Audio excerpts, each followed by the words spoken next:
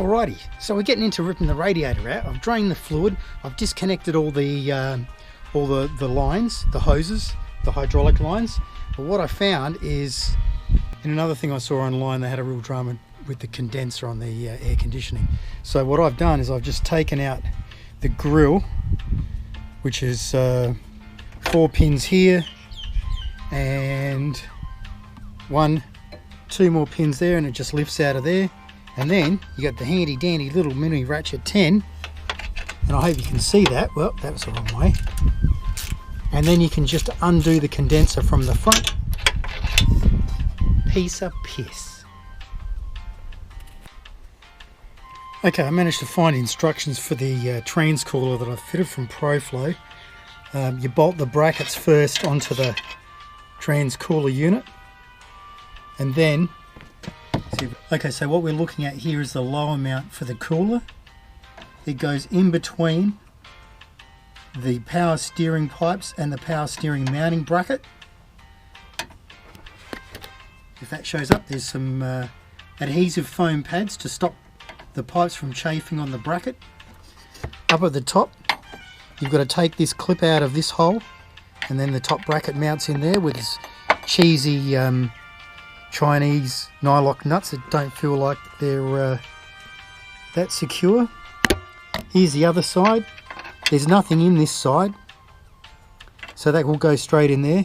And then once again, you've got to undo the power steering cooler. Well, there's just this loop of tube in the busted ass Falcon. Undo that, take that off, take the rubber off, and then slip the bracket here on there.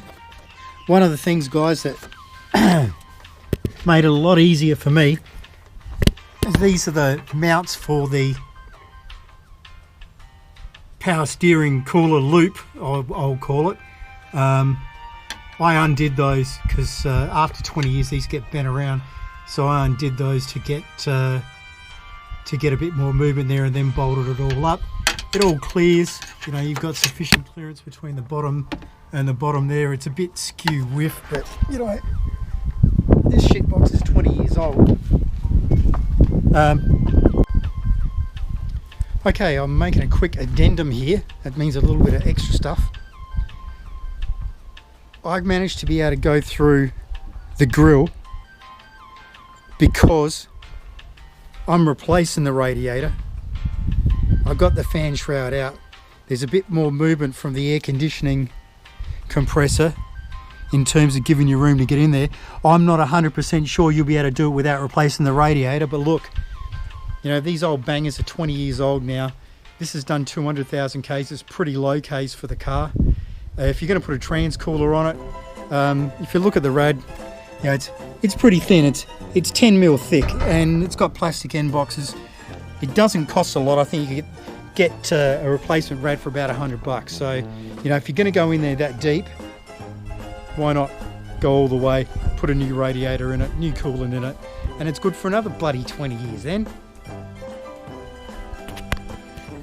So once again, this is the Old Thumbs Bum helping you to help yourself and help me by giving me a thumbs up. Good on you, mates. We'll catch you next time.